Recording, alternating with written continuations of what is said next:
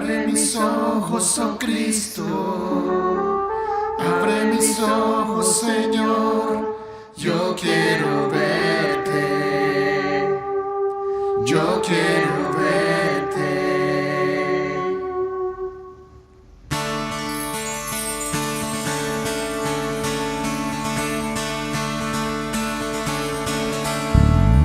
Abre mis ojos, oh Cristo, abre mis ojos, Señor, yo quiero verte, yo quiero verte, y contemplar tu majestad y el resplandor de tu gloria, derrama tu amor y poder mientras cantamos santo, santo, santo, santo, santo. Contemplar tu majestad y el resplandor de tu gloria, derrama tu amor y poder mientras cantamos santo, santo, santo, santo, santo. Quiero verte. Abre mis ojos, oh Cristo, abre mis ojos, Señor, yo quiero verte, yo quiero verte, y contemplar tu majestad y el resplandor de tu gloria, derrama tu amor y poder mientras cantamos santo, santo, santo, santo, santo. Contemplar tu majestad y el resplandor de tu gloria, derrama tu amor y poder mientras cantamos santo, santo, santo, santo, santo.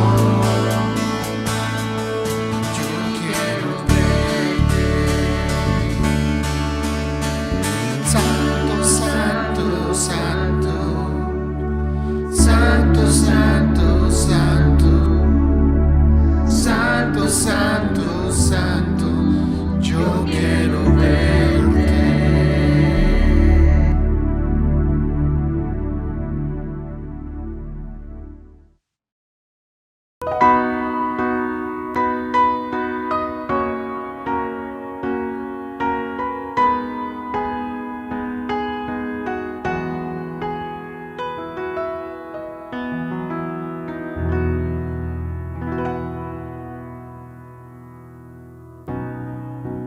Dios de mi corazón, en ti encontré mi salvación. Tu gloria y majestad quiero siempre contemplar. Tú eres mi adoración y mi eterna canción. Todo mi interior es cautivado por tu amor.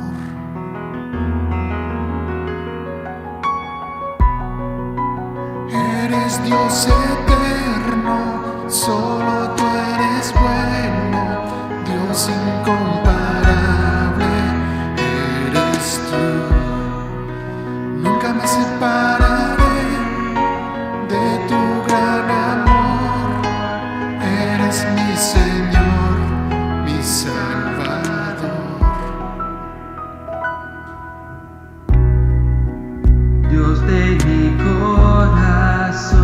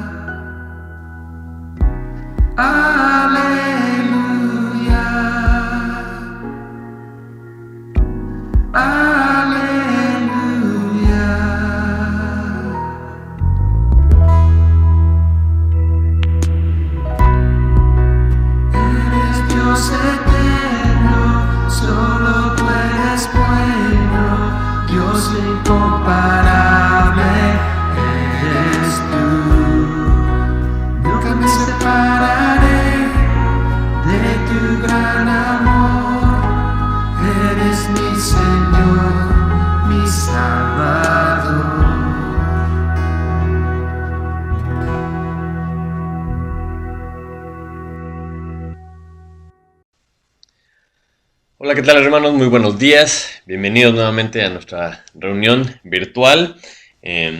Parece increíble, pero ya cumplimos 2 meses así reuniéndonos de manera virtual. Y, pero te invito a que estés atento a los anuncios que vamos a estar haciendo en la semana. Espero que ya pronto nos podamos volver a reunir en persona si baja el semáforo y pues todo depende de las autoridades, ¿verdad? Pero si Dios quiere nos podemos reunir en persona muy prontamente. Entonces, hay que seguir orando, hay que seguir orando unos por otros, todas las personas que están pues, sufriendo de alguna forma, ¿no? Ya sea por la enfermedad, por la economía o algo, creo que es muy importante mantenernos unidos y en oración y pues que pronto ya nos podamos volver a ver y compartir juntos. La realidad es que se va muy rápido el tiempo, ¿no? Cuando estamos estudiando un libro completo, como estamos haciéndolo ahorita en el libro de Juan, parece que llevamos muchísimo tiempo estudiándolo, ¿no? Pero pues es un libro tan interesante que hay que tomarnos el tiempo y sacarle todo lo que se pueda, ¿no? Todo el jugo que, que se pueda. Pero cuando llevamos tanto tiempo, de vez en cuando es importante hacer una pausa y recordar un poco qué es lo que hemos estado viendo en el Evangelio de Juan, ¿no? Como hemos visto muchas veces, este Evangelio tiene un énfasis en particular en que la gente que lo lea pueda creer que Jesús es el Hijo de Dios y que creyendo podemos tener vida eterna en su nombre. Y Juan nos ha llevado desde el principio a explicarnos o sea, que el verbo estaba desde el principio con Dios, que el verbo era Dios. Vemos que nos platicó el origen del ministerio de Jesús, muchísimas enseñanzas, vimos a detalle estos 7 milagros que menciona el Evangelio de Juan. Nos muestra también varias ocasiones en que lo fueron rechazando, ¿no? En diferentes momentos, a pesar de las señales que seguía haciendo. Y vimos también que en el capítulo 13 llega a este aposento alto, a la famosa última cena, a pasar un tiempo más íntimo con sus discípulos. Y vimos, el capítulo 13 lo vimos en noviembre. O sea, para que se den una idea, todos estos meses hemos estado viendo del 13 en adelante, solamente esta parte en donde Jesús tiene esta enseñanza particular con sus discípulos. Y eh, como hemos visto, Jesús no era un maestro de pura teoría. Jesús, de hecho, por eso le recriminaba a los fariseos, ¿no? Que cómo era posible que supieran tanto y al mismo tiempo no ni lo entendieran ni lo pusieran en práctica. Y esta mañana llegamos al capítulo 18, en donde Jesús va a poner en práctica, va a poner un ejemplo real, ¿verdad? De todo lo que les ha enseñado a sus discípulos en estas últimas pláticas, en estas últimas enseñanzas que les ha dicho, ¿no? Del capítulo 13 para acá. Y solamente como recapitulación o para resaltar algunas de las cosas que les ha enseñado del capítulo 13 en adelante hasta el 17, son cosas como que él había venido para servir, ¿no? Cuando le lava los pies a los discípulos, que se tenían que amar unos a otros, y les dice que nadie tiene mayor amor que que uno ponga su vida por sus amigos. También les decía que iba a preparar una morada para ellos en el cielo, entonces pues se tenía que ir, ¿verdad? También dice que Él es el camino, la verdad de la vida, o sea, Él es el camino al Padre, no podemos llegar al Padre más que por Él. También les había dicho que se tenía que ir para que viniera el Consolador y que el mundo los iba a aborrecer y que no temáis porque Él había vencido al mundo. Y por último, en estos 5 capítulos vimos la oración de intercesión que hace Jesús por sus discípulos y por todos aquellos que iban a creer por las palabras de ellos, ¿no? Como platicamos la semana pasada. Y si vemos todas estas cosas que enseñó Jesús, podemos entender que estaba preparando a sus discípulos para lo que iba a suceder en este momento. Entonces, acompáñame a leer, vamos a leer Juan, el capítulo 18. Juan capítulo 18 y vamos a leer del 1 al 11. Dice así la palabra de Dios. Habiendo dicho estas cosas, salió con sus discípulos al otro lado del torrente de Cedrón, donde había un huerto en el cual entró con sus discípulos. Y también Judas, el que le entregaba, conocía aquel lugar, porque muchas veces Jesús se había reunido ahí con sus discípulos. Judas, pues, tomando una compañía de soldados y alguaciles de los principales sacerdotes y de los fariseos, fue ahí con linternas y antorchas y con armas. Pero Jesús, sabiendo todas las cosas que le habían de sobrevenir, se adelantó y les dijo: ¿A quién buscáis? Le respondieron: a Jesús Nazareno. Jesús les dijo: Yo soy. Y estaba también con ellos Judas, el que le entregaba. Cuando les dijo: Yo soy, retrocedieron y cayeron a tierra. Volvió pues a preguntarles: ¿A quién buscáis? Ellos le dijeron: a Jesús Nazareno. Respondió Jesús: Os he dicho que yo soy, pues si me buscáis a mí, dejad ir a estos, para que se cumpliese aquello que había dicho: de los que me diste, no perdí ninguno. Entonces Simón Pedro, que tenía una espada, la desenvainó e hirió al siervo del sumo sacerdote y le cortó la oreja derecha. Y el siervo se llamaba Malco. Jesús entonces dijo a Pedro: Mete tu espada en la vaina, la copa que el Padre me ha dado, ¿no la he de beber? Y hasta ahí vamos a leer esta mañana. Padre Santo, te damos muchas gracias por tu palabra, Señor. Gracias que podamos reunirnos nuevamente, Señor, aunque sea de forma virtual. Gracias por los medios que tú pones a nuestro alcance para poder estudiar tu palabra, pasar un tiempo juntos a distancia, Señor. Te pedimos por favor que pronto nos podamos volver a reunir, podamos seguir pues compartiendo el tiempo juntos, Señor. Y Padre, sabemos que tú estás en control de todas las cosas. Te pedimos esta mañana que tomes el control de nuestros corazones, de nuestra mente, que evites distracciones, Señor, y que pueda llegar a nuestros corazones tu mensaje esta mañana, Señor. Te lo pedimos en el nombre de Jesús. Amén. Muy bien. Con todo este repaso que acabamos de hacer, también hemos visto que Jesús les había dicho muchas veces a sus discípulos que todavía no era su hora. Pero ahora vamos a ver que esa hora ha llegado, ¿no? Y entonces, por fin, sus discípulos estaban a punto de entender a qué se refería con esto de que ha llegado la hora.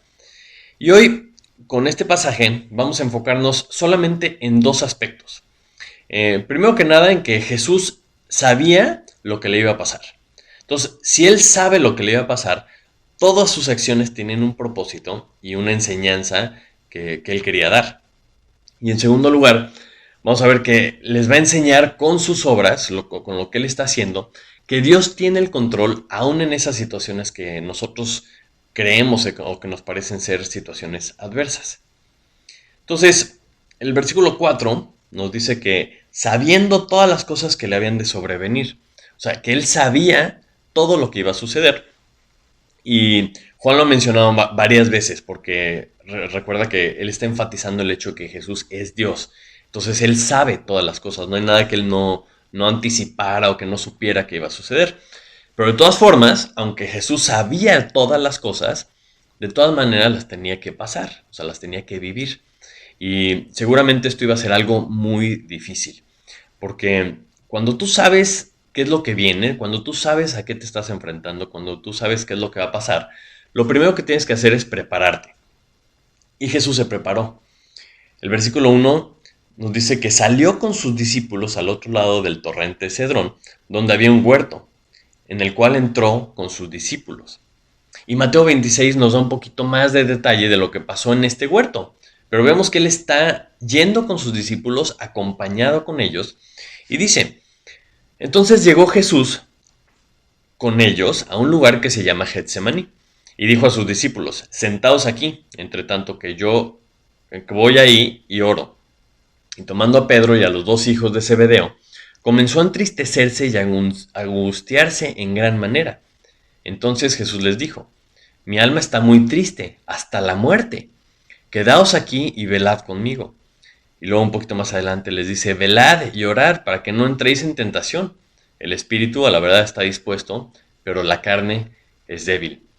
O sea, Jesús sabía que iban a necesitar mucha oración, que iban a necesitar mucho apoyo antes de lo que iba a sufrir.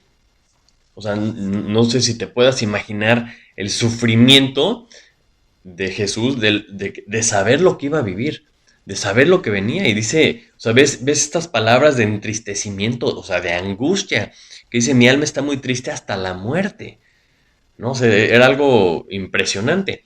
Y creo que Jesús aquí también nos enseña la importancia de la oración para estar conectado con Dios y al mismo tiempo la importancia de la unidad, de lo que necesitamos ese apoyo de los hermanos que Dios nos ha dado. Y Jesús sabía que venían por él. Él sabía que iban a venir por él. Y le pudo haber dicho a sus discípulos, oigan, pues váyanse, váyanse cada quien a su casa, porque pues van a venir por mí esta noche, ¿no? Pero él necesitaba el apoyo de ellos. Les pide que estén orando por él, les pide que lo acompañen en estos momentos tan difíciles. Y muchas veces nosotros cuando estamos pasando por algo complicado, algo difícil, nos cuesta trabajo pedir ayuda. Y puede ser porque pensamos que vamos a parecer vulnerables o que la gente va a pensar que somos débiles o alguna otra cosa. Pero, o sea, no tiene nada de malo pedir apoyo, no tiene nada de malo pedir ayuda, pedir oración de los hermanos y con los hermanos, con nuestros hermanos, que estemos juntos. Y podemos ver que si él mismo, o sea, si Jesús pidió ayuda, era porque en realidad la necesitaba ese apoyo que iba a recibir de sus hermanos.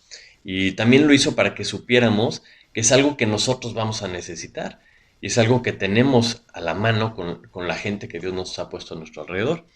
Entonces es importante hacerlo, pedir ayuda y dar ayuda, estar en oración, en ayuno, acompañando a la gente que a veces necesitamos, ¿verdad? Todos necesitamos este tipo de ayuda porque pues vamos a pasar situaciones difíciles en nuestra vida. Y la realidad es que la pasamos mucho más fácil, la pasamos menos peor, como quien dice, cuando estamos acompañados y cuando estamos todos en unidad y en oración. Pero además, al hecho de que él supiera las cosas, ¿verdad? Que supiera lo que iba a suceder, el hecho de que él sabía que venían por él, como leemos en el versículo 4, dice que sabiendo todas las cosas que le habían de sobrevenir, se adelantó y les dijo, ¿a quién buscáis? Entonces llega este grupo de gente a arrestarlo, ¿verdad? Llegan con piedras y con palos, y él se les adelanta y les dice, ¿a quién buscáis? O sea, si pensamos que él sabe todas las cosas, sabe que esto le iba a suceder, pues se pudo haber ido, se pudo haber escondido, como lo hizo en otras ocasiones, ¿verdad? Cuando todavía no era su tiempo. Lo hemos visto a lo largo del Evangelio de Juan, que todavía no era su tiempo, entonces pues, se esconde o se huye de la gente que lo iba a apedrear, etcétera, etcétera. Pero en esta ocasión nos muestra que él se quiere quedar ahí. O sea, él quería dejar claro que si se lo iban a llevar, era porque él quería y porque lo estaba permitiendo. Y además aprovecha esta oportunidad para también demostrarles tanto a esta turba de gente que está viniendo como a sus discípulos quién era él. El versículo 5 dice, le respondieron a Jesús Nazareno cuando les vuelve a preguntar. Y Jesús les dijo, yo soy. Y estaba también con ellos Judas el que le entregaba. Cuando les dijo, yo soy, retrocedieron y cayeron a tierra. Y para poder entender esta escena hay que tratar de ver quiénes eran. O sea, dice que llega Judas con una compañía de soldados y alguaciles de los principales sacerdotes y de los fariseos. O sea, tiene mucho más impacto si nos imaginamos la escena. Los otros evangelios nos dicen que vino Judas, uno de los 12, y con él mucha gente con espadas y palos. Y Lucas también dice que se presentó una turba y Judas iba al frente de ellos. Entonces a veces en las películas, no sé, vemos o pensamos en algún cuadro que hayamos visto que llegaron 15 o 20 personas a arrestar a Jesús. Pero cuando vemos estas palabras, o sea, una turba o mucha gente, o sea, no suena que eran pocos. Y hay que recordar que los sacerdotes en ese momento pues tenían miedo de que se iba a levantar una revolución, de que iba a haber algún problema, y por eso lo hacen de noche, precisamente para que no se fuera a lebrestar el pueblo, ¿verdad? Y de esta forma, con estos argumentos, convencen al gobierno de que le prestaran a Judas una compañía de soldados. Y una compañía de soldados, hay muchas opiniones de cuántos son. Hay gente que dice que eran entre 60 y 300, hay otros que dicen que hasta 600, como la equivalencia a un batallón. Entonces, si nos imaginamos así a mucha gente, la escena de verlos retroceder y caer a tierra se vuelve más impresionante, se vuelve, o sea, algo verdaderamente impresionante. Entonces estos salen con palos, con espadas y con antorchas, como un linchamiento. Y Jesús, sin armas, simplemente abriendo la boca y diciendo, yo soy, ¡pum! ¿No? O sea, se caen todos, se van de espaldas, como un poco para que vieran con quién estaban tratando. O sea, quién era él y que les quedara claro que si se lo iban a llevar era porque él se estaba entregando voluntariamente.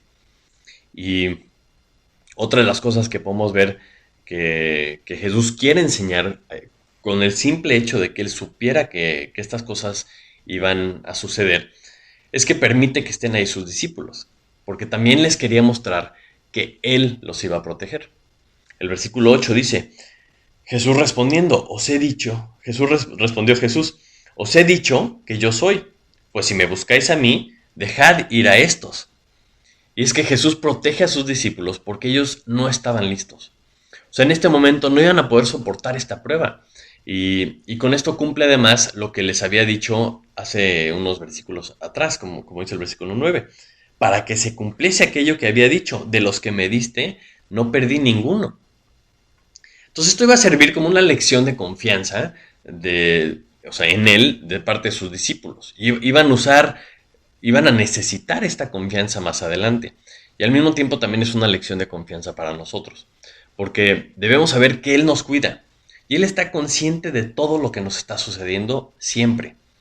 Y nunca vamos a pasar algo que no podamos soportar. Como dice 1 Corintios 10:13. No os ha sobrevenido ninguna tentación que no sea humana. Pero fiel es Dios, que no os dejará ser tentados más de lo que podéis resistir, sino que dará también juntamente con la tentación la salida para que podáis soportar. Entonces tenemos esta tranquilidad que sin importar lo que se nos pueda presentar, sabemos que si se nos presenta es porque la podemos soportar. Y Dios así funciona y por eso dice que Dios es fiel, porque también nos presenta la salida, nos da el cómo salir adelante en cada circunstancia. Y desde el punto de vista de los discípulos, esta circunstancia era una cosa tremenda, ¿no? Acaban de cenar, Jesús les había estado dando una serie de enseñanzas padrísimas, estaban en el huerto, ¿verdad? Después de su cena, y todos ellos en este momento ya estaban pues dormidos, estaban muy, muy cansados y vemos en los otros evangelios que ya estaban dormidos. Y en esta tranquilidad de la noche, están dormidos y sin saber qué es lo que estaba sucediendo, a diferencia de Jesús, que sí sabía qué estaba pasando, y de pronto llega esta turba, llega este montón de gente con armas, con linternas y queriéndose llevar a su maestro. O sea, era una circunstancia terrible, era algo que a lo mejor nunca lo vieron venir, porque habían visto el poder de Dios, habían visto cómo se escapaba cada vez que lo iban a agarrar, y de repente se enfrentan con esta situación. Y es aquí donde Jesús les enseña, tanto a ellos como a nosotros, que Dios está en control, aún en las situaciones que parecen más adversas. Vemos en este pasaje que la gente que no estaba con Jesús llega a prenderle, ¿no? Llegan a arrestarlo, llegan a enfrentarse con Jesús con sus armas, con lo que a ellos se les ocurre que van a necesitar en este momento. Y nosotros sabemos que el sistema de este mundo está controlado por Satanás. Estos llegan con espadas, llegan con palos, llegan con lámparas, ¿verdad? Y con linternas, por si era necesario, o sea, buscarlo, qué tal si se esconde, lo vamos a encontrar, ¿verdad?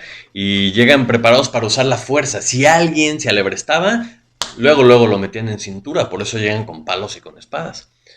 Pero a lo largo de toda la Biblia, vemos que las armas de este mundo en realidad no tienen ningún poder sobre nuestro Dios.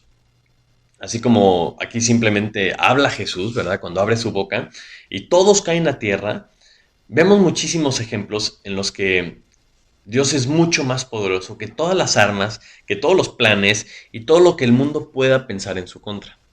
A veces es difícil verlo, ¿no? Porque si te enfrentas a un arma, enfrente de un arma, pues es normal sentir ese miedo porque pues es un arma, ¿verdad? Y te puede hacer daño. Y por el otro lado, si la persona que tiene el arma, pues también siente este poder de tener el arma en su mano. Pero la realidad es lo que nos dice Pablo en 2 Corintios 10, versículo 3 y 4. Dice, pues aunque andamos en la carne, no militamos según la carne, porque las armas de nuestra milicia no son carnales, sino poderosas en Dios para la destrucción de fortalezas. Cuando está hablando de derribar argumentos y toda altivez que se levanta en contra del conocimiento de Dios. O sea, ellos querían arrestar a Jesús para quitar esta amenaza que Jesús representaba para ellos. O sea, porque aceptarlo significaría tener que reconocerlo, tener que obedecerlo. Y estas personas no pueden ver más allá de lo que ofrece el mundo, de lo que ellos tenían, de sus planes. Y si Jesús se interponía entre ellos y sus planes, harían lo que fuera para destruirlo. Hay que entender lo que ellos estaban pensando, lo que ellos estaban viviendo. Y lo único que tienen, lo único que se les ocurre de la forma que pueden vencer a Jesús, pues es con estas armas, ¿verdad? Y en nuestras vidas, seguramente también nos vamos a enfrentar con las armas que usa normalmente el mundo, en contra de Dios, en contra de nosotros, y son estas armas que conocemos como el chisme, como los sobornos, como las mentiras, como las palancas y las tranzas, ¿verdad? La violencia, la difamación, todas estas cosas que el mundo usa para resolver sus problemas, para agilizar las cosas o para obtener lo que ellos quieren. Sin embargo, como dice Pablo, estas no son las armas que nosotros debemos de usar, porque nuestra guerra no es en este mundo. Nuestra batalla no es contra la gente ni contra el mundo. Dice Efesios 6, ¿no? No tenemos lucha contra sangre y carne, sino contra potestades, principados, contra potestades, contra los gobernadores de las tinieblas de este siglo, contra huestes espirituales de maldad en las regiones celestes.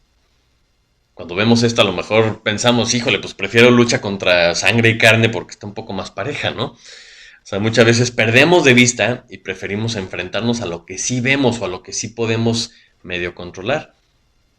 Pero si nosotros usamos las armas del mundo, las mismas armas del mundo para defendernos, caemos en lo mismo. Caemos en una lucha de poderes bastante absurda. Y queremos vencer las cosas con nuestras fuerzas y usamos también las armas de nuestra carne. O sea, cuando surgen las adversidades, ¿cómo reaccionamos? O sea, nos sacamos también la espada, nos ponemos al tú por tú con el mundo, como Pedro, o volteamos a ver a Jesús, a ver qué es lo que está pasando y qué es lo que tenemos que hacer. ¿Qué es lo que hacemos cuando se presentan las adversidades? O sea, ponte a pensar un poquito en lo que hizo Pedro. Si vemos que venía mucha gente, que era una turba, y Pedro saca la espada, ¿verdad? Y trata de resolver el problema. O sea, ¿qué iba a lograr? Iba a mostrar su valentía, iba a vencer él a estos 300, 400 hombres que vinieron. O sea, porque en realidad actuó irracionalmente, no estaba pensando bien. Y las palabras de Jesús le vuelven a mostrar a Pedro que no estaba pensando bien. Mateo 26, 52 nos dice, entonces Jesús le dijo, vuelve tu espada a su lugar, porque todos los que tomen espada, a espada perecerán. ¿Acaso piensas que no puedo ahora orar a mi Padre y que Él no me daría más de 12 legiones de ángeles? Pero ¿cómo entonces se cumplirían las Escrituras? De que es necesario que así se haga. Como diciéndole a Pedro, o sea, no trates de resolver un problema en donde no existe un problema. O sea, ¿qué no sabes con quién estás hablando? O sea, yo podría hacer muchas cosas, es más, no necesito ni las legiones de ángeles, simplemente me desaparezco como otras veces. O sea, Él pudo haber hecho muchísimas cosas, pero era necesario que se cumplieran las Escrituras. O sea, Jesús tiene un plan y muchas veces tratamos de ayudarlo, tratamos de ayudarlo sin entender ni siquiera su plan. Y así como Pedro, muchas veces le estorbamos a Dios más que ayudarle. Es interesante ver que esta es la tercera vez que Pedro se opone al plan de Jesús. ¿Recuerdas cuando Pedro, o sea, las palabras de Pedro cuando Jesús les quiere lavar los pies? Que le dice, no me lavarás los pies jamás. ¿No? Dice, o la vez que Jesús anuncia a sus discípulos que tenía que morir y que lo iban a entregar, iba a sufrir y morir y resucitar al tercer día. Y nuevamente Pedro lo separa y le dice, Señor, ten compasión de ti, en ninguna manera esto te acontezca. Pero Jesús le contesta, quítate de delante de mí, Satanás, me eres tropiezo, porque no pones la mira en las cosas de Dios, sino en la de los hombres. Y aquí vemos a Pedro nuevamente queriendo defender a Jesús, queriendo evitar que se lleven a su maestro, no pudiendo ver el plan de Dios detrás de todo esto que estaba sucediendo. Y a lo mejor pudiéramos argumentar, no, es que Pedro tenía buenas intenciones, es que amaba mucho a su Señor, o es que estaba mostrando su valentía y su liderazgo. Pero lo que en realidad estaba mostrando era su inmadurez. O sea, que todavía no era capaz de ver las cosas de Dios. O sea, imagínate lo que hubiera sucedido si Pedro salvara a Jesús. O sea, imagínate las consecuencias de estorbar de esta forma a Jesús. Y es por eso que tenemos que ver las cosas desde la perspectiva de Dios. Porque si no lo hacemos, además de que estorbamos el plan de Dios, casi siempre cuando actuamos en nuestra carne, en nuestras fuerzas, lo que pasa es que acabamos lastimando a la gente que nos rodea. O sea, y esto puede hacer mucho daño porque puede hacer que las personas se alejen de Jesús. Lucas menciona un detalle que me llama mucho la atención. En Lucas 22:49 dice que viendo los que estaban con él lo que había de acontecer, le dijeron, Señor, ¿heriremos espada? Pero antes de que conteste Jesús, dice, y uno de ellos hirió a un siervo del sumo sacerdote y le cortó la oreja derecha. Ese es Pedro. Entonces respondió Jesús y dijo, ¡basta ya! ¡Dejad! Y tocando su oreja, le sanó. Recuerdo hace mucho tiempo que yo me preguntaba, ¿cómo le haces para cortarle la oreja a alguien? Y con una espada. O sea, es algo bastante complicado. O sea, solamente si entiendes que Pedro le tiró un espadazo con todo, ¿verdad? A este Malco, con la peor de las intenciones, podemos entender que a lo mejor, o sea, Malco le esquiva y pues nada más le alcanzó a cortar la oreja o algo así tuvo que haber pasado. O sea, pero imagínate el punto de vista de Malco. O sea, que más adelante platicara su experiencia, ¿no? De cuál era su experiencia con los cristianos. ¿Qué diría? O sea, a mí, Pedro el apóstol, me cortó la oreja. O sea, me tiró un espadazo que de churro esquivé. O sea, imagínate las implicaciones que estas acciones pudieron haber tenido en la vida de este señor y de todos los que vieron lo que hizo Pedro. O sea, Jesús había venido a salvar vidas y aquí tienes a Pedro, el líder, que estuvo a punto de matar a este hombre. Afortunadamente no acaba ahí la historia, sino que Jesús reprende a Pedro, tranquiliza la situación y además sana a Malco. Como también puede sanar a cualquier persona que ha sido lastimada, a que ha sido herida, porque a eso vino. Él vino a sanar y él vino a salvar. Y lo que estaba haciendo en este momento, estaba viendo hacia adelante, que era la salvación del mundo. Entonces, ¿qué montaña rusa de emociones han de haber experimentado todos los que estaban ahí? O sea, tenían que haber estado impresionados de este señor. O sea, llegamos a arrestar a este señor y pensamos que a lo mejor iba a haber una gran batalla o iba a haber resistencia. Y no. O sea, este señor que vemos que tiene poderes sobrenaturales, entonces lo vamos a arrestar. O sea, ha de haber sido muy, muy impresionante todo esto para toda la gente que estaba ahí. Pero nuevamente, con este comportamiento vemos que los discípulos no estaban listos. No estaban listos todavía, no habían entendido lo que estaba pasando, no habían comprendido que Dios estaba en control de todo esto. Y esa es otra de las lecciones que se tienen que haber llevado y que nosotros también podemos entender, que Dios está en control.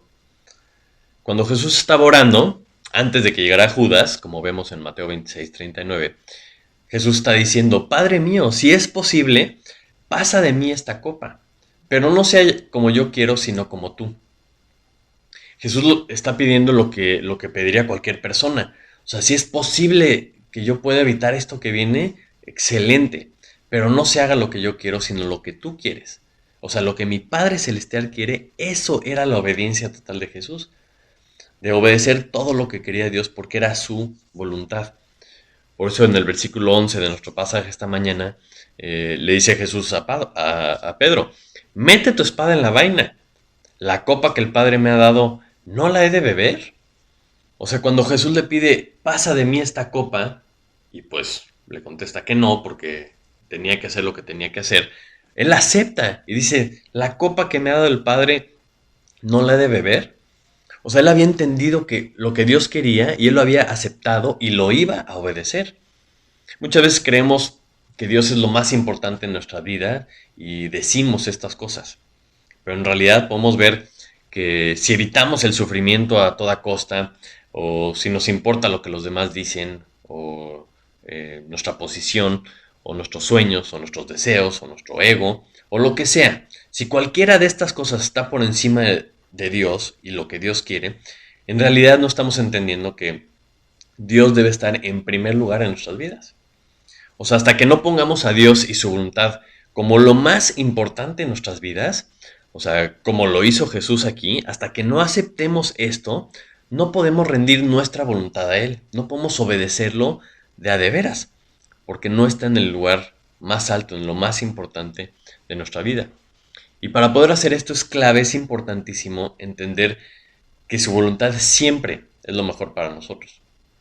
Siempre es lo mejor para nosotros. Y a lo mejor aquí es donde a veces dudamos o pensamos que nosotros tenemos un mejor plan o qué va a saber Dios. Pero por eso Jesús pone el ejemplo, para que confiemos en Él y entendamos que lo que Dios quiere, el plan de Dios, siempre es lo mejor para nosotros.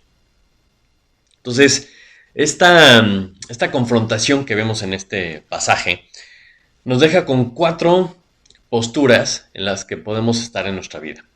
La primera es la postura de la turba, de este grupo de gente que llega, que sale con espadas y con palos a atacar a Jesús, siguiendo órdenes, pero que en realidad no lo conocen. Tal vez estás en contra de Jesús, pero no te has dado la oportunidad de conocerlo. A lo mejor has escuchado lo que dicen de él, pero son puras cosas malas. O tal vez has sido lastimado por algún cristiano que actuando equivocadamente pues te causó daño. O a lo mejor, pues no sé, por alguna de estas causas tú estás rechazando a Jesús. Pero si llegas a conocerlo, te vas a dar cuenta de todo lo malo que dicen de él es falso, no es cierto. De que él es el único que puede sanar tus dolencias, de que su amor es más grande de lo que en realidad te imaginas si te das la oportunidad de conocerlo.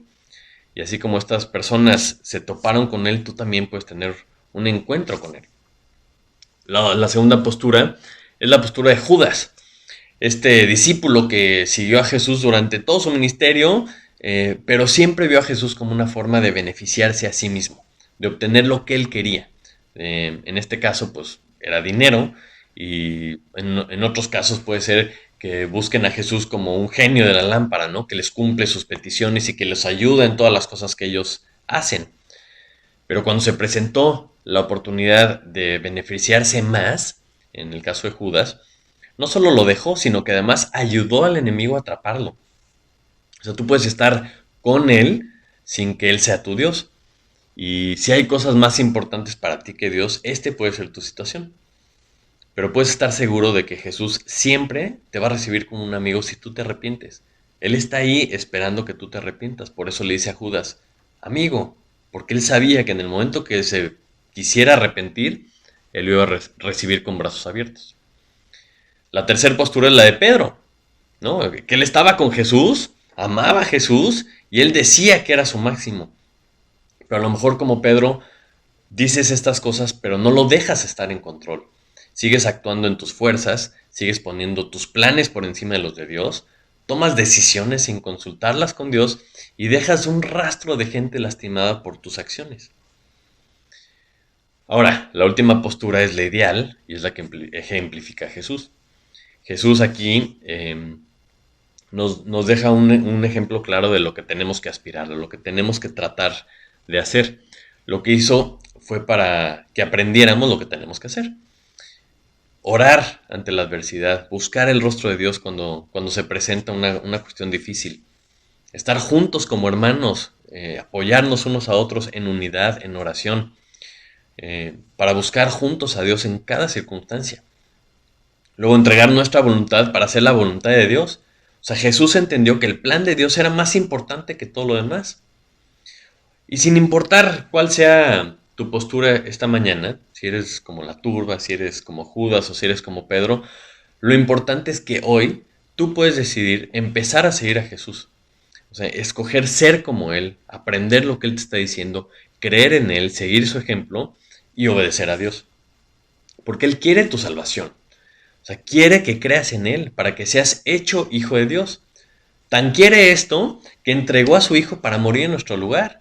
O sea, Jesús quería esto, que voluntariamente se entregó para Él tomar nuestro lugar y que no tuviéramos que morir esa esa muerte eterna, esa separación eterna de nuestro Dios.